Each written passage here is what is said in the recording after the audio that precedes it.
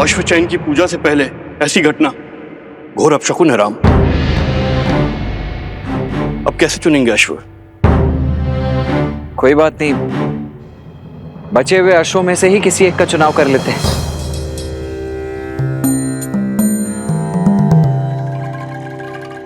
हर जीव अपनी नियति लेकर आता है। हम उनसे साधारण से असाधारण बनने का अवसर नहीं छीन सकते। पहले जो अश्व खो गए उन्हें खोजा जाएगा और फिर अश्वमेध यज्ञ के रूप में धर्म की ध्वजा लहराने वाले अश्व का चयन किया जाएगा। जो आज्ञा महाराज।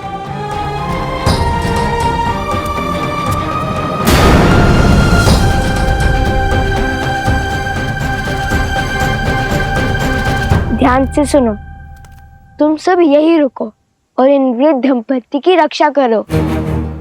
मैं और भैया उन दुष्टों से इनकी पुत्री को बचा कर लाते हैं। आप चिंतित ना हो, निश्चिंत रहिए, शीघ्र ही आपकी पुत्री यहाँ होंगी। आयुष्मान। चलिए भैया। भैया सोमकर को भी ले चले। क्यों? तुमने तो कहा था कि मैं सदा फंस जाता हूँ। तभी तो साथ ले जा रहे हैं।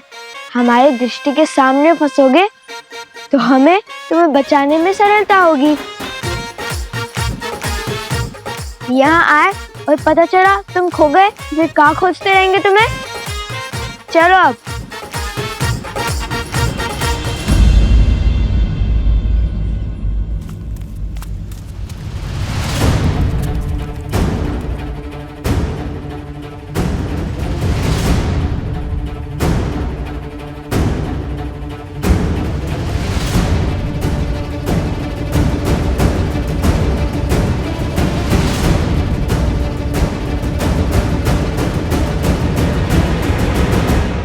कहाँ रह गए कुछ? शीघ्र आओ। अरे भैया, उन दुष्टों को खोजने का प्रयास कर रहा हूँ। यदि वो हमसे दूर जाएंगे तो उनकी ध्वनि तरंगों के माध्यम से हमें सुनाई देगी।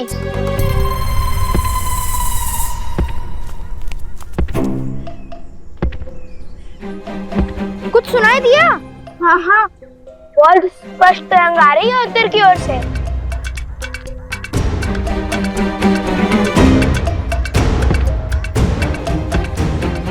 अरे हाँ, मुझे भी सुनाई दे रहा है। तरंग बहुत ही निकट से आ रही है, अर्थात वो उद्दंडी स्वयं ही हमारे पास में फंसने आ रहे हैं। कैसा पाश? वही जो तुम दोनों ने बिछाया होगा। तुम केवल भूमि से ध्वनि तरंग सुन रहे हो, पवन में आ रही ध्वनि नहीं। ये कोई दुष्ट नहीं, मदमस्त गज है। वो उस ओर से आ रहा है। गज?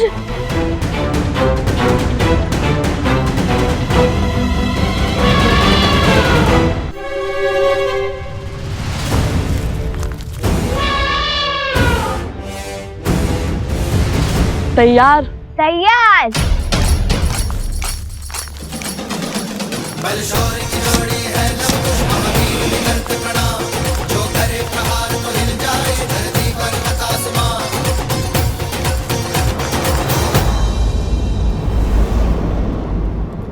अपने पुत्रों पर मंडराते संकट का आभास हो रहा है मुझे ऋषिवर। सोचा भगवान वाल्मीकि से बात करूं, किंतु वो ध्यान में लीन है। आप निश्चिंत रहिए, मैं भगवान वाल्मीकि से बात करूंगा। आप अपनी कुटिया में विश्राम कीजिए। मैं अति शीघ्र भगवान वाल्मीकि का संदेश आप तक लेकर आता हूँ।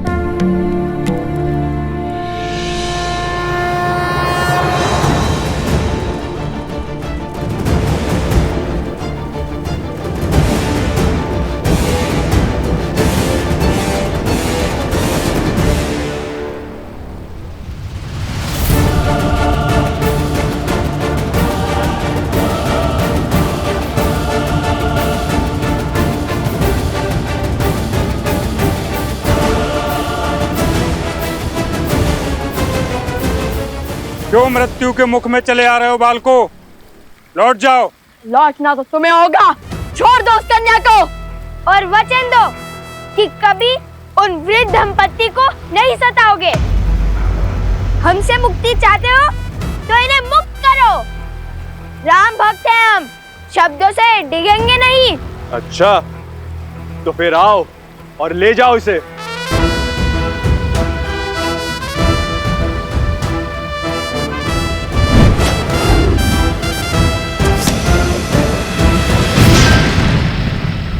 वचन देकर पाप किया है तुमने, दुष्ट से अधर्मी बन गए हो।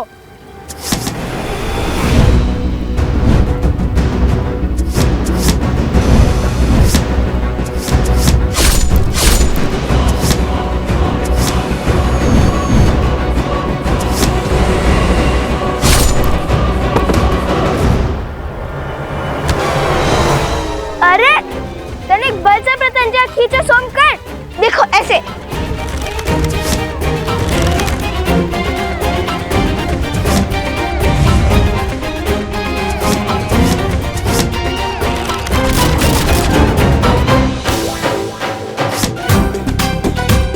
सोमकर्ण, अगर तुम उन दुष्टों की तरफ हो तो अभी बता दो।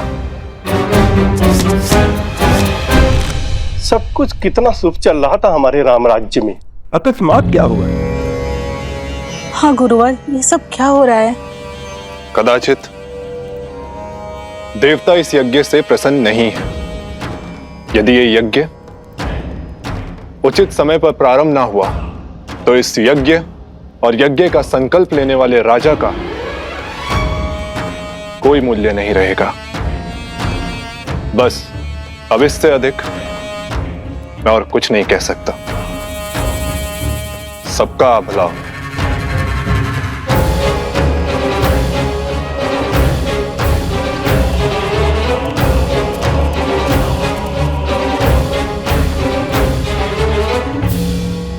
ये क्या कहेंगे गुरुवर? श्री राम का मोल ना रहा तो हम भी मूल्यहीन हो जाएंगे।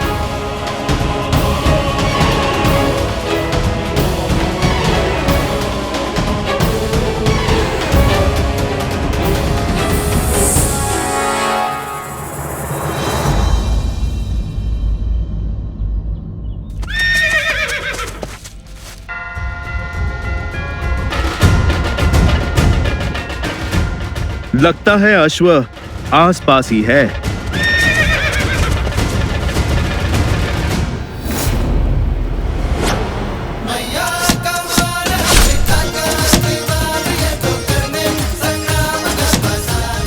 भागो तुम लोग।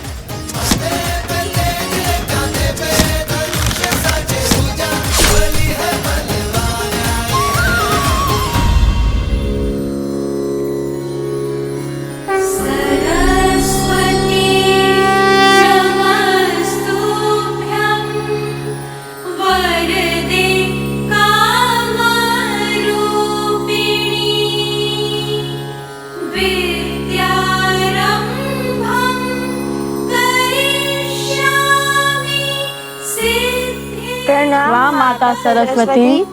लवकुश, तुम दोनों ने ही पराक्रम की प्रकाष्ठा पार की है। मैं तुम दोनों से ही अत्यंत प्रसन्न हूँ। मांगो, क्या वर चाहते हो? सब कुछ तो है हमारे पास, और अब तो श्री राम से भेंट के द्वार भी खुल चुके हैं हमारे लिए। तो ये स्वप्न भी पूर्ण ही हो जाएगा।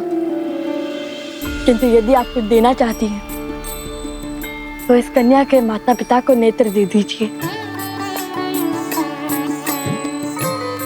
अद्भुत।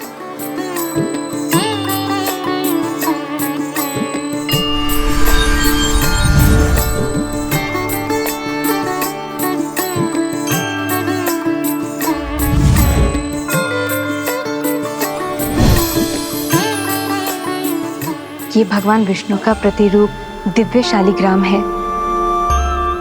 ये उस दंपत्ति को दे देना, उनकी दृष्टि लौट आएगी।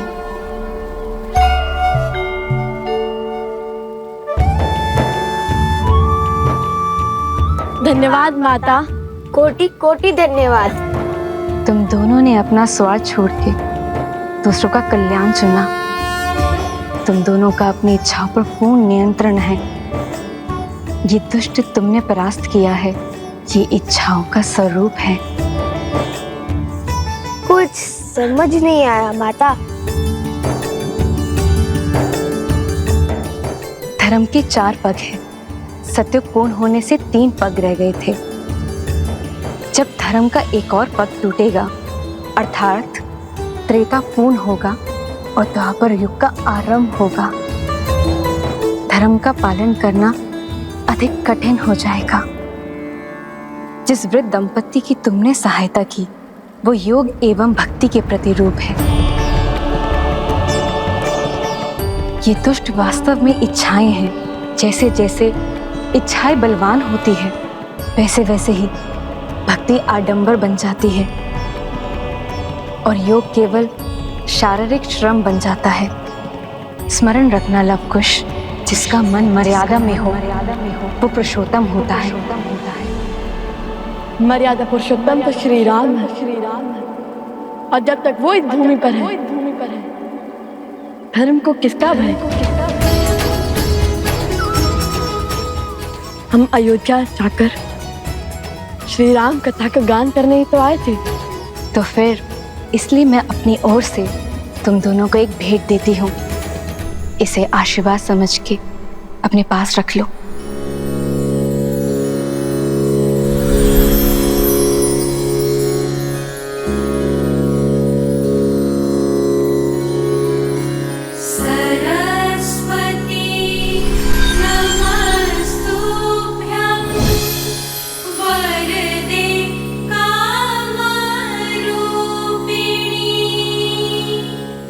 कला अंतर मन के भाव को स्पष्ट करती है और ये वीणा तुम्हारे मन के भावों को ध्वनि देगी। इस वीणा के साथ राम कथा का गायन करोगे, वो कथा समय के अंत तक अमर हो जाएगी। धन्यवाद माता। कोटि कोटि धन्यवाद।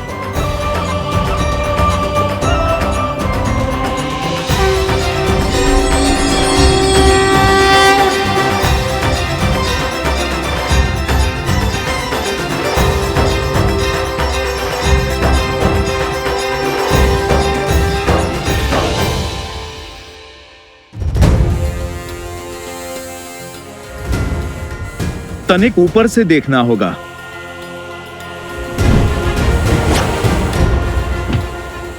जय श्री राम।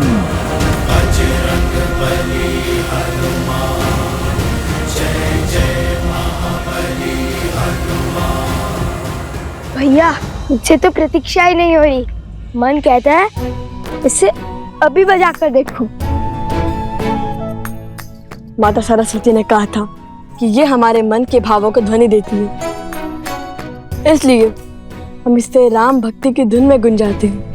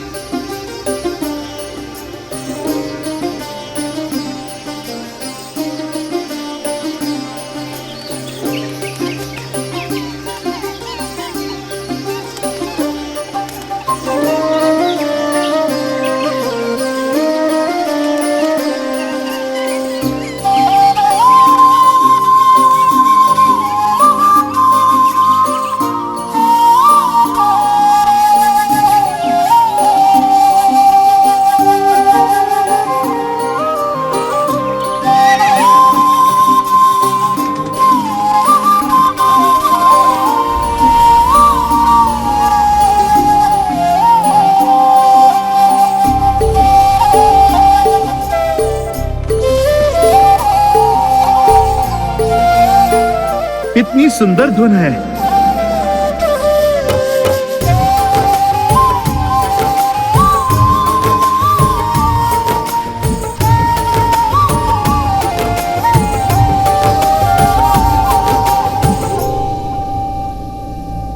गुरुवर,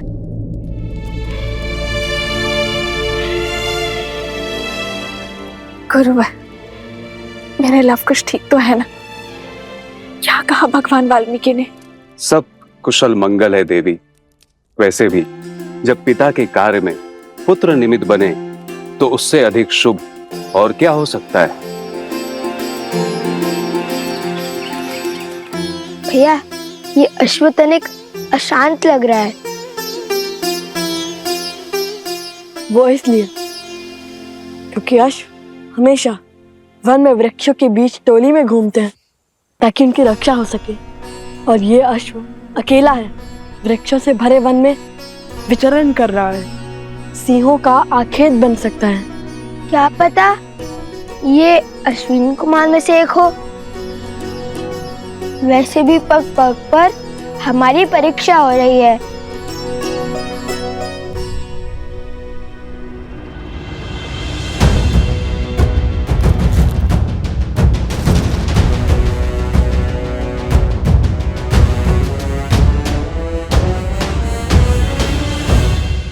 हर समस्या का जड़ अवश्य ही ये सोमकर्ण है। जब भी हमारे साथ रहता है तब कोई ना कोई संकट आ पड़ता है। नहीं नहीं, सत्य कुछ और है। जब जब मैं तुम दोनों के साथ रहता हूँ तब तब मुझ पर विपत्तियों का पहाड़ आ पड़ता है।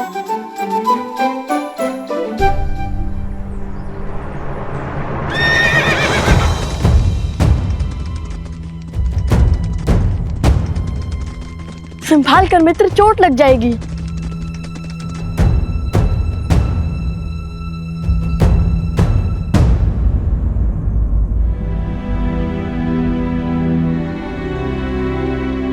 अति उत्तम भैया। ये तो अधिक उत्तेजित लगता है। जब मुझे उत्तेजना होती है तब माता मुझे राम नाम स्मरण करवाती है। तुम भी राम नाम का स्मरण करो मित्र। कुछ और सोचना पड़ेगा। सोच लिया।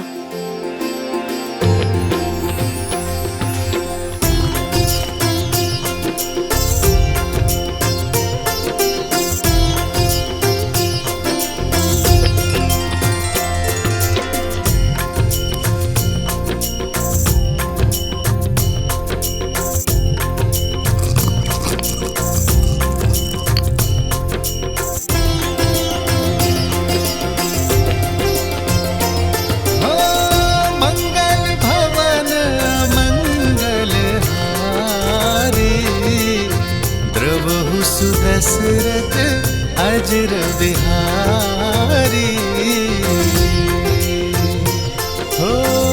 होई सोई जो राम रचि राखा को करी तरन बढ़ावे साखा। अद्भुत युक्ति लगाई भैया, किंतु श्री राम के नाम के साथ माता सीता का भी नाम लिखकर देखिए, संपूर्ण रूप से शांत हो जाएगा।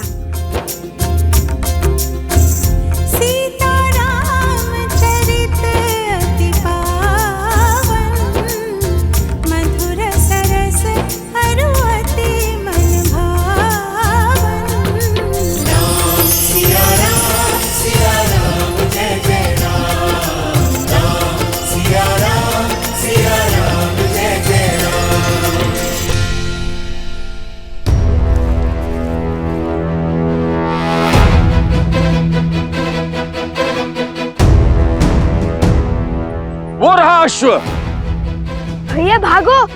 अरे कहाँ भाग रहे हो? विपत्ति से दूर।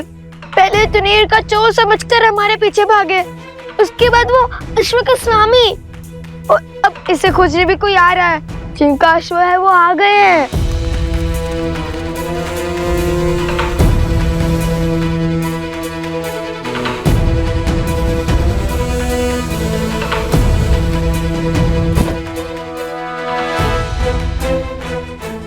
हम चलते हैं, कहीं हमें अश्व चोर ना समझ लिए। इन्हें समझाने लगे तो अयोध्या जाने का अवसर छूट जाएगा।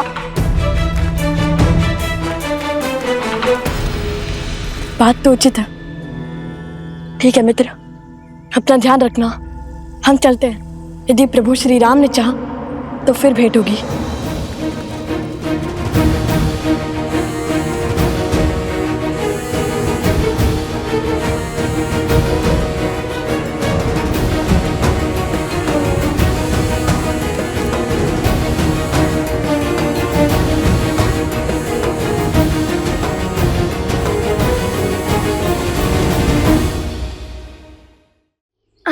हम चलते हैं। कहीं हमें अश्व चोर ना समझ लिए। इन्हें समझाने लगे तो अयोध्या जाने का अवसर छूट जाएगा। बात तो उचित है। ठीक है मित्र, अपना ध्यान रखना। हम चलते हैं। यदि प्रभु श्री राम ने चाहा तो फिर भेंट होगी।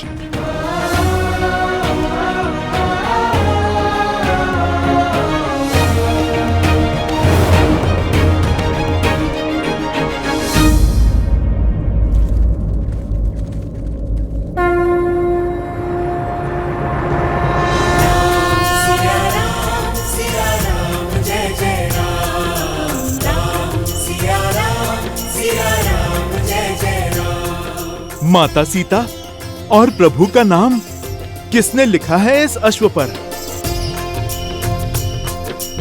अवश्य ही कोई राम भक्त होगा। मेरी पुत्री।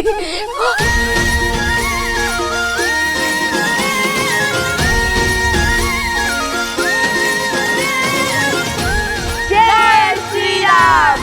जय श्री राम। हम बहुत आभारी हैं आपके।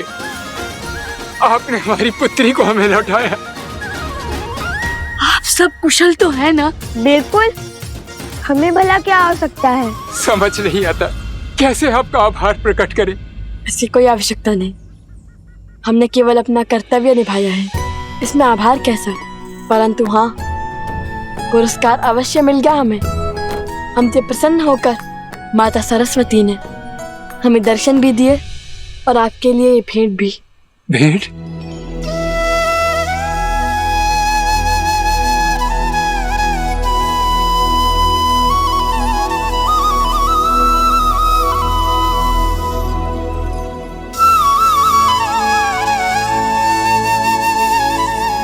ये तो साक्षात नारायण का स्वरूप शालिग्राम प्रतीत होता है। ये शालिग्राम ही है, और यदि ये माता सरस्वती ने दिया है तो इसमें अवश्य ही कोई गुण बात होगी।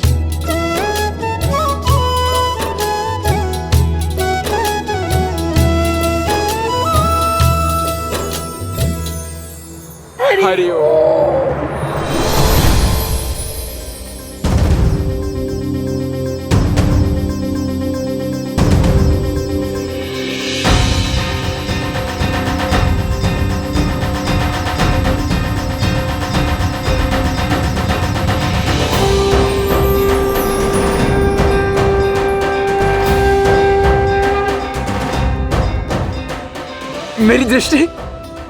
मेरी दृष्टि वापस आ रही है। मैं अपनी पुत्री को देख सकता हूँ। मेरी दृष्टि वापस आ गई। अरे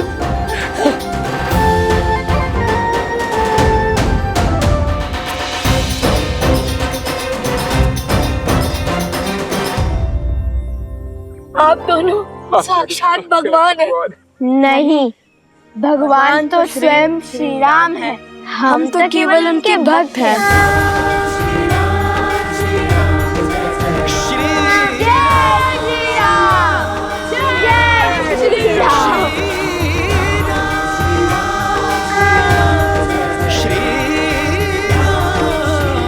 प्रभु, जब तक हम पहुंचे तब तक वो राम भक्त जा चुके थे। लगता है नियति ने अपना निर्णय ले लिया है। अयोध्या की धर्म ध्वज लहराने वाले अश्व को चुन चुकी है ना गुरुदेव? हाँ, अब इस अश्व पर संसार की धुरी का नाम है। राम के नाम से शुभ और क्या हो सकता है महाराज? नहीं आचार्य, सीता के नाम ने उसे शुभ बनाया है।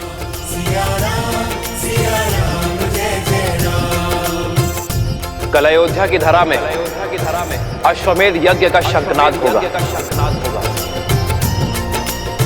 धर्म की जय हो, रघुकुल की जय हो।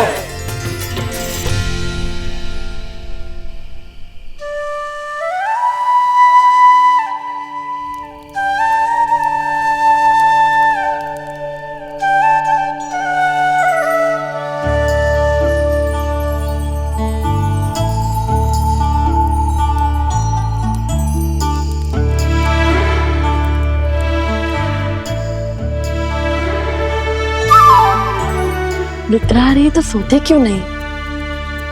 मैं हूं ना, पहरा दे दूंगा।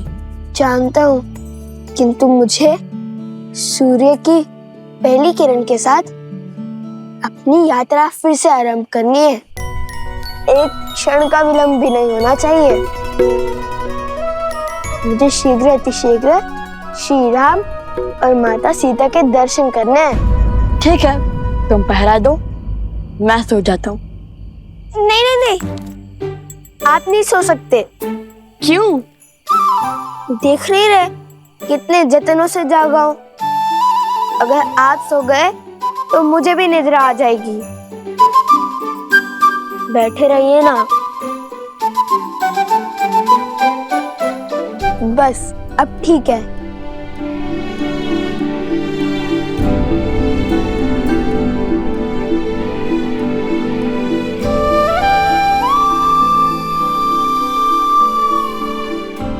कितने भोले हैं ये।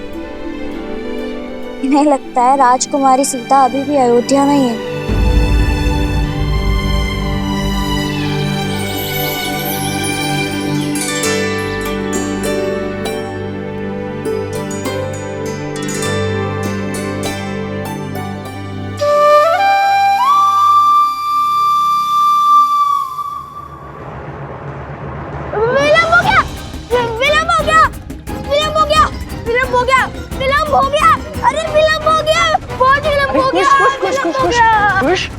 शांत हो जाओ, क्या हुआ? लव भैया कहाँ है? लव? मैं यहाँ हूँ।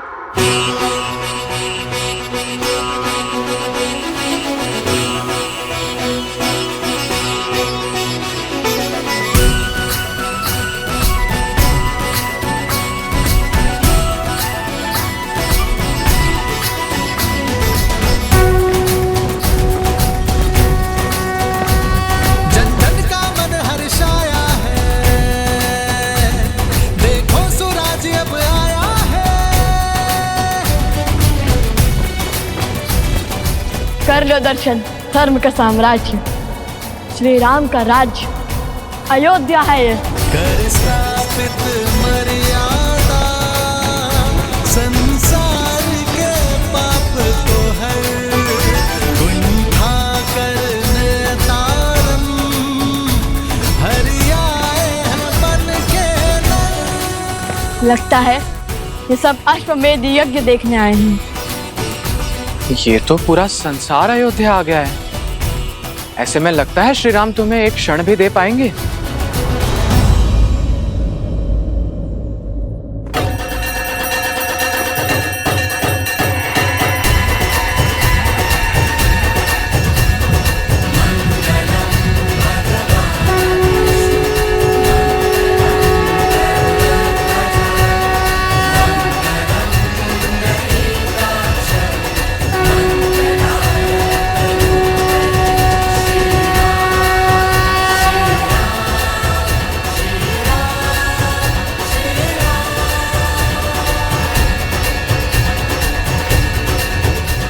यह शंखनाद अश्वमेध यज्ञ के आरंभ का सूचक है। आज से 3 दिन तक यहां हवन होने के पश्चात हम यज्ञ अश्व को मुक्त करेंगे, जो राम राज्य के छत्र को भिन्न भिन्न राज्यों से होकर पुनः हम तक पहुंचाएगा।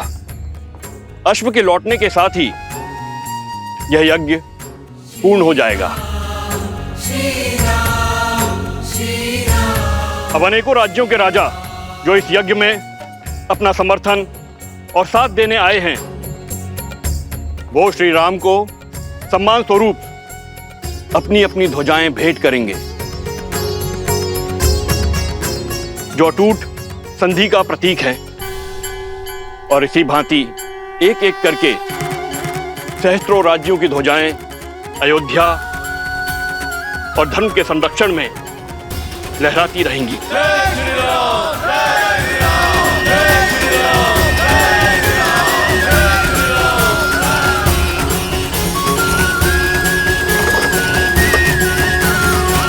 लगता है अश्वमेध यज्ञ आरंभ हो गया।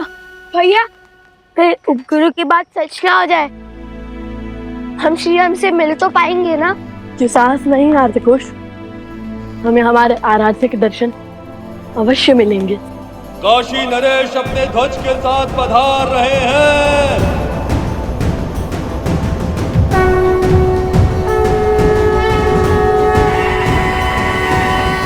अरे कुश, लगता है यज्ञ की प्रक्रिया आरंभ हो गई है। सुना तुमने?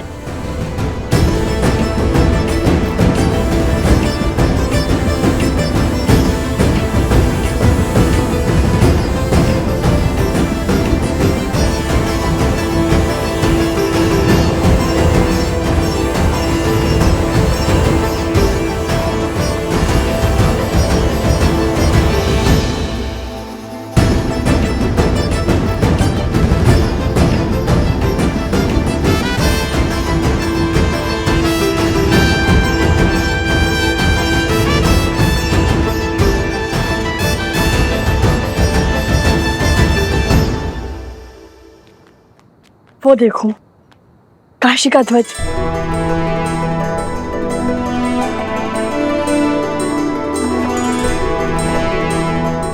यदि लोगों को ज्ञात होता कि राजकुमार पधारे हैं, तो सब सर झुकाकर हमें मार्ग दे देते। वो तो सही है, किंतु हम ऋषि कुमार हैं, राजकुमार नहीं। चलो चलो चलो चलो, देरी हो रही है, चलो। मध्य प्रदेश के राजा अपने ध्वज समर्पित कर रहे हैं।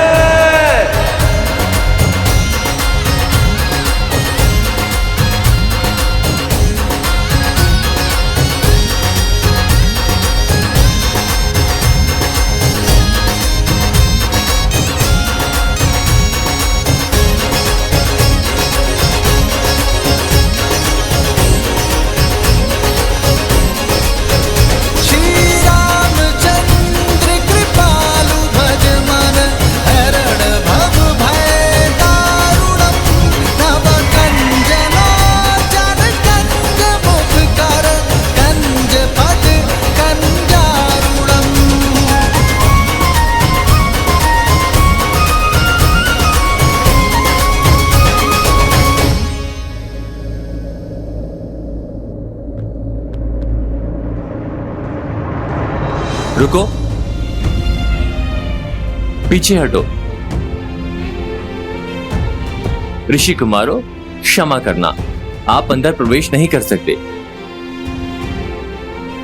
बटुकों के लिए भोजन शयन आदि का प्रबंध उस ओर है, वहां जाएं। हमें ना भूख है ना प्यास, हमें है आस श्री राम से मिलने की।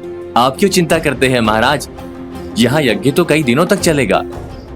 कृपया हमें हमारा कार्य करने में सहायता करें और आगे से बाईं ओर मुड़ जाए। किंतु वो तो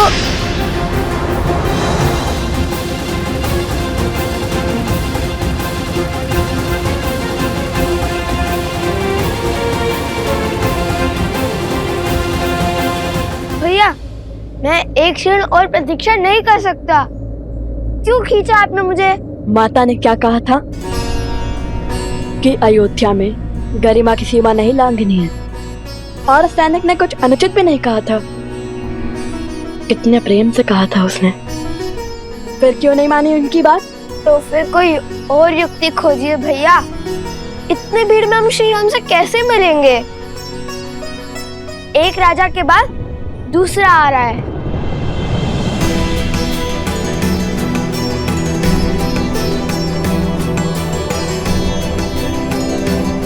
उचित कहता है सोम, हम राजकुमार होते तो अब तक मिल लेते श्री राम से।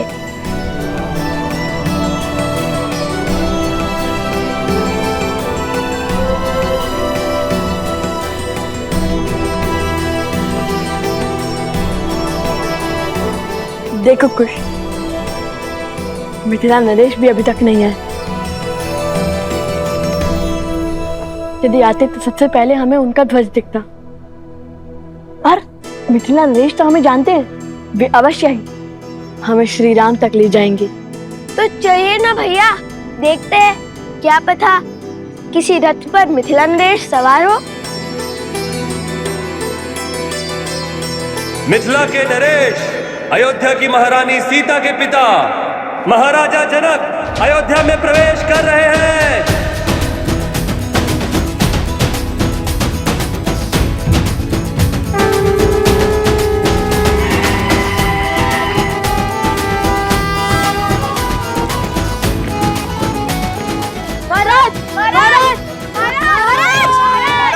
महाराज जनक की, महाराज जनक की, महाराज जनक की, महाराज जनक की, महाराज जनक की, महाराज जनक की, महाराज जनक की, महाराज जनक की, महाराज जनक की, महाराज जनक की, महाराज जनक की।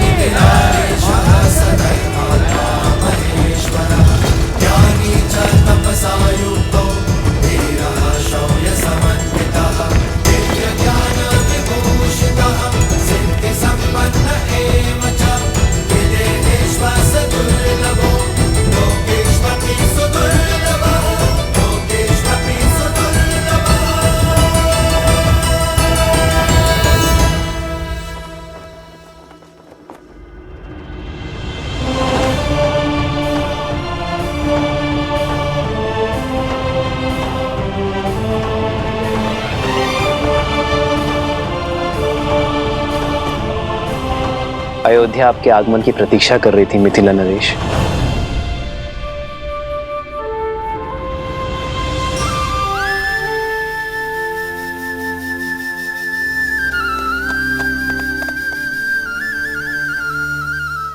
भैया, यदि सैनिक हमें ऐसे ही दान भोजन में व्यस्त रखेंगे तो हम श्री राम और माता सीता से कैसे मिलेंगे? माता कहती है कि कई बार दृष्टिकोण बदलने से समस्या का हल अवश्य मिल जाता है। कुश, हमारा लक्ष्य श्री राम और माता सीता है। दृष्टिकोण बदलने के लिए या तो हमें कुछ ऐसा करना होगा जिससे हम श्री राम के पास जाए, या तो श्री राम हमारे पास आए। भैया, हम कौन से बड़े महान राजा, साधु या फिर कलाकार हैं जो महाराज हमसे मिलने आएंगे या हमें अपने पास बुलाएंगे? अगर माता ने गरिमा में नहीं रहने को कहा होता तो मैं अपनी बाण से ऐसी कला दिखाता कि मिथिला की भांति अयोध्या हमारे नाम का गुणगान गाती। तो साधारण से ऋषि कुमार से अयोध्या नरेश क्यों मिलने आएंगे?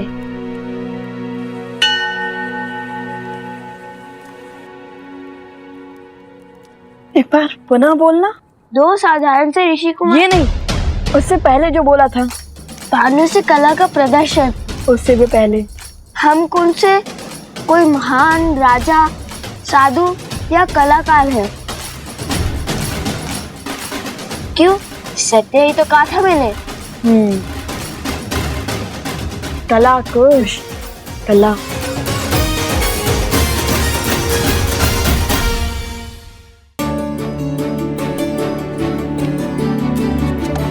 अवश्य ही भगवान वाल्मीकि को यह आभास था कि कोई भी हमें इतनी सरलता से अयोध्या के राजमहल नहीं जाने देगा।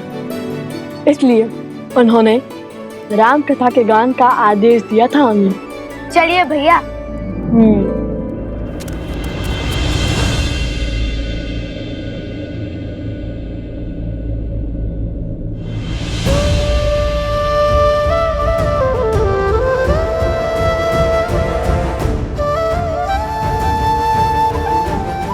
अश्वमेध की आहुति तो सपत्नी दी जाती है, अर्थात अब दूसरे विवाह के लिए सज है। जब आप अयोध्या पधारिएगा तो स्वयं मेरी पत्नी को देखिएगा।